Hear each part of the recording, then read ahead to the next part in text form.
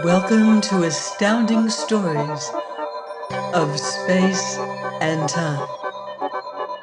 I'm Odell, reading Tourmalin's Time Cheques by F. Anstey. Chapter 6: Foil and Counterfoil. It would be more satisfactory to an author's feelings, especially when he is aware that he will be held accountable by an indignant public for the slightest deviation on his hero's part from the narrow path of ideal rectitude. It would be more satisfactory to be able to record that this latest warning had a permanent effect upon Peter Tourmalin's rather shifty disposition. But an author, even of a modest performance such as this, cannot but feel himself in a position of grave responsibility. He must relate such facts as he has been able to collect, without suppression on the one side or distortion on the other. It is a duty he cannot and dare not evade, under penalty of forfeiting the confidence of his readers. Peter Tourmalin did draw more time cheques.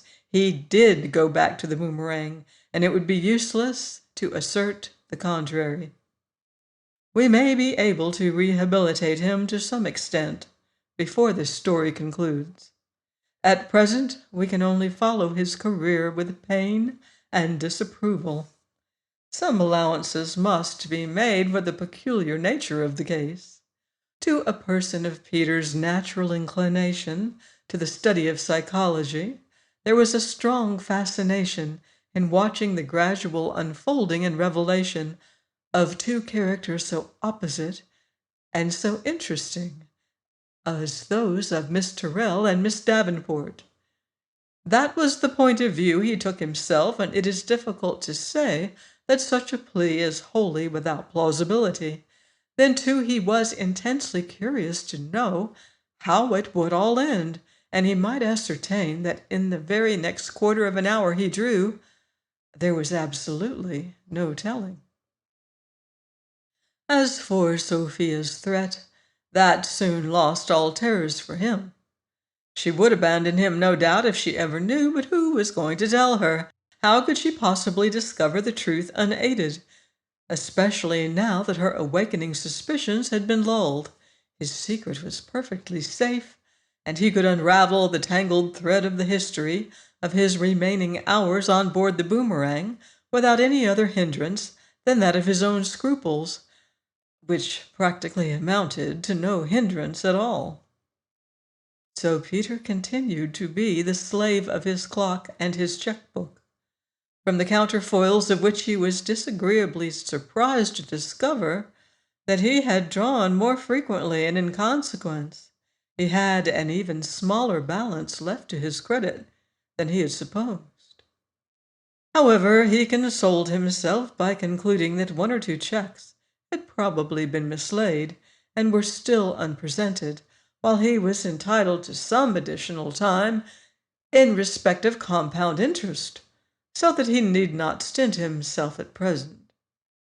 15 minutes a week was not an extravagant allowance, and sooner or later, even with the utmost economy, a day would come when his balance would be exhausted, and his cheques returned from the clock mark no effects, refer to drawer, or some equivalent intimation. But that day was still distant, and in the meantime he went on drawing with a light heart. It was Saturday evening, the day on which Peter generally presented his weekly cheque, but although it was nearly 10:30, he had had no opportunity of doing so as yet. He was in the drawing-room, and Sophia was reading aloud to him this time an article on bimetallism from one of the reviews, for she had been an ardent bimetalist from early girlhood, and she naturally wished to win Peter from his Laodicean apathy on so momentous a subject. He listened with surface resignation, although inwardly he was in a fever of impatience to get back upon the boomerang. where Miss Davenport had been more interesting than usual on his last visit. But he could hardly rise and slip a check under the clock before Sophia's very eyes without inventing some decent pretext for such an action, and bimetallism had reduced him to a mental condition which was no longer fertile in expedients. Suddenly Sophia stopped reading and remarked, "If I remember right, Professor Dibbs has stated the argument more correctly in his little book on currency. Oh, it would be interesting to compare the two. I'll get it." As Professor Dibbs' work was apparently on a shelf in the study, Sophia took the lamp into the further room. "Now's my time," thought Peter as he brought out the check from his waistcoat pocket. "I mayn't get another such chance this evening." Even if Sophia could lay her hand on the volume at once, he would have had his quarter of an hour, and be comfortably back long before she could pass the arch which separated the two rooms, for as we have seen, this instantaneous action was one of the chief recommendations of the time checks. So he cashed his check and was at once transported to the secluded passage between the deck cabins, the identical place where he had first conversed with Miss Davenport. He was on the same steamer chair, too, and she was at his side. The wind carried the faint strains of a set of lancers to them, from all of which circumstances he drew the inference that he was going to be favored with a sequel to the conversation which had been so incongruously broken in upon by Sophia's question respecting the comparative merits of bottle jacks in the Tottenham Court Road warehouse. This was so far satisfactory, indicating as it did that he was at last, after so much trying, to make some real progress. "What I want to know first," Miss Davenport was saying, "is whether you are capable of facing danger for my sake." "I thought," he remonstrated mildly, "that I had already given proof of that." "The danger you faced then threatened only me, but supposing you had to meet a danger to yourself, could you be firm and cool? Much will depend on that." "I think," he answered frankly, "that perhaps you had better not count upon me. I have never been a man to court danger. It might find me equal to it if it came, or it might not." He did not mean to give it the opportunity. "Then we are lost, that is all," she said with gloomy conviction. "Lost, both of us." Peter certainly intended to be lost if the moment of trial ever arrived. Even now he was resolving for about the 20th time that this positively should be his very last check, for he by no means liked the manner in which the situation seemed to be developing. But seeing that the danger, whatever it might be, was still far enough off, he thought very sensibly that it would be a pity to cloud this last interview by any confession of pusillanimity. Knowing that he would return no more, he could surely afford to treat with contempt any consequences his imprudence might have entailed. So he laughed as he said, "You mustn't conclude that I am a coward because I don't care to boast. On the contrary, I believe I am not exactly deficient in physical courage." "You are not?" she cried, relieved. Then you would not be afraid to face a desperate man?" "Not a dozen desperate men, if it comes to that," said Peter, supported by the certainty that it would not come to so much as half a desperate man. "Then I can tell you now what I have scarcely dared to think of before. Peter, you will have to reckon with Alfred." "Oh, I'm not much alarmed at anything Alfred may do," said Peter, wondering who the deuce Alfred was. "He will come on board. He will demand an explanation. He will insist on seeing you," she cried. "Let him," said Peter. "You are brave, braver even than I thought, but Oh, Peter, you don't know what Alfred is." Peter did not even know who Alfred was, but he was unmoved. "You leave Alfred to me," he said confidently. "I'll settle him." "But I must tell you all. I led you to believe that Alfred would raise no objections, that he would quietly accept facts which it is useless to contend against. He will do nothing of the sort. He is a man of violent passions, fierce and relentless when wronged. In the first burst of fury at meeting you, when he comes on board, he is capable of some terrible vengeance, which nothing but perfect coolness on your part, perhaps not even that, will be able to avert. And I have brought this upon you." "Don't cry," said Peter. "You see, I'm perfectly calm. I don't mind it if Alfred considers himself wronged by me, though what I have ever done to give him any reason for revenging himself by personal violence, I must say I can't conceive." She stopped him. "Oh, you've given him cause enough," she cried. "What is the use of taking that tone to me?"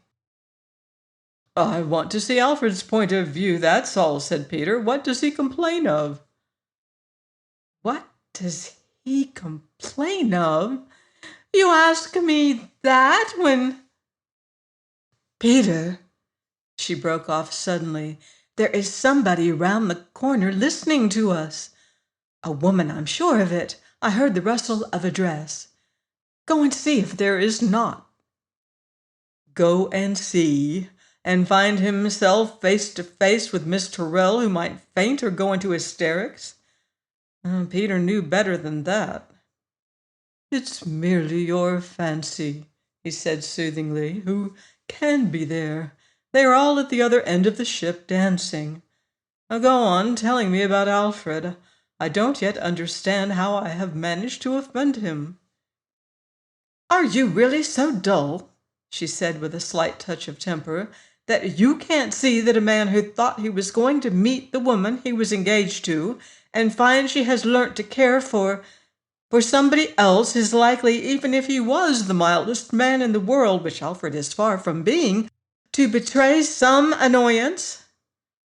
"No, I see that," said Peter, but he can't blame me. I couldn't help it." He said this, although her last speech had opened his eyes considerably. He knew now who Alfred was, and also that in some moment of madness, which was in one of the quarters of an hour he had not yet drawn, he must have placed himself in the position of Alfred's rival. What was he to do? He could not, without brutality, tell this poor girl that he had not the smallest intention of depriving Alfred of her affections. It was better and easier, too, to humor her for the short time that remained. "Alfred will not take that as an excuse," she said. "It is true we could neither of us help what has happened, but that will not alter the fact that he is quite capable of shooting us both the instant he comes on deck. Alfred is like that." "Well," said Peter, unable to abstain from a little more of such very cheap heroism, "I do not fear death with you." "Say that once more," she said, which Peter very obligingly did. "Oh, Peter, how I admire you now! How little I knew you were capable of going so calmly to your doom! You give me courage. I feel that I, too, can face death. Only not that death. It is so horrid to be shot." "It would be unpleasant," said Peter placidly, "but soon over." "No," she said, "I couldn't bear it. I can see him pointing his revolver, for he always carries one, even at a picnic. First your head, then mine. No, Peter, since we must die, I prefer at least to do so without bloodshed." "So do I," he agreed, "very much." "You do?" she cried. "Then, oh, Peter, why should we wait any longer for a fate that is inevitable? Let us do it now, together." Do what? Said Peter. Slip over the side together. It would be quite easy. No one will see us. Let us plunge arm in arm into the merciful sea. A little struggle, a moment's battle for breath, then all will be over. Yes, I suppose it would be over then, he said, but we should have to swallow such a lot of salt water first. He reflected that even if he emerged from the agonies of drowning to find himself bimetalizing with Sophia, the experience would be none the less unpleasant while it lasted. There really must be some limit to his complacence, and he set it at suicide. No, he said at last, I have always held that to escape a difficulty by putting an end to one's own life is a cowardly proceeding. I am a coward, she said, but oh, Peter, be a coward with me for once. Ask me anything else, he said firmly, but not to stoop to cowardice. And there is really no necessity for it, you see, he added, feeling that he had better speak out plainly. I have no doubt that Alfred will listen to reason, and when he is told that, although, as is excusable enough with two natures that have much in common, we have found a mutual pleasure in each other's society, there has been nothing on either side inconsistent with the most ordinary friendship. When he hears that, where are you going? For she was rising from her chair. Where am I going? She replied with an unsteady laugh. Why, overboard, if you care to know. But you mustn't, he cried, scarcely knowing what he said. The captain wouldn't like it. There's a penalty, I'm sure, for leaving the ship while it's in motion. I've seen it on a notice. There is a penalty for having believed in you, she replied bitterly, and I am going to pay it. She broke away and rushed out upon the deck into the starlight with Peter in pursuit. Here was a nice result of his philandering, he thought bitterly, and yet what had he done? How could he help the consequences of follies committed in time he had not even spent yet? However, what he had to do now was to prevent Miss Davenport from leaping overboard at any cost. He would even promise to jump over with her if that would soothe her. Of course, he could appoint some time next day, say, after breakfast, for the performance. He ran down the shadowy deck until he overtook a flying female form, whose hand he seized as she crouched against the bulwarks. Miss Davenport, if you will only just, he began, when without warning he found himself back upon his own hearthrug, holding Sophia firmly by the wrist. He felt confused, as well he might, but he tried to pass it off. Did you find dibs on currency, my dear? He inquired with a ghastly smile as he dropped her hand. I did not, said Sophia gravely. I was otherwise engaged. Peter, what have you been doing?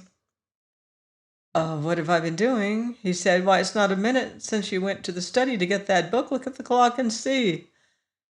Don't appeal to the clock, Peter. Answer my question. How have you been occupied?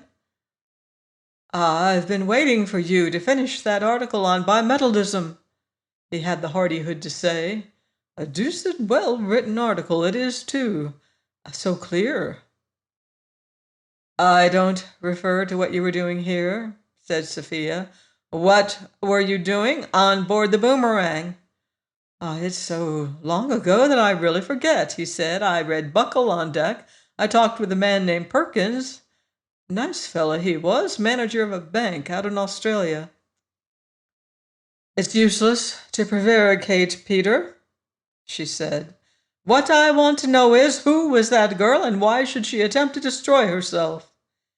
He could hardly believe his ears.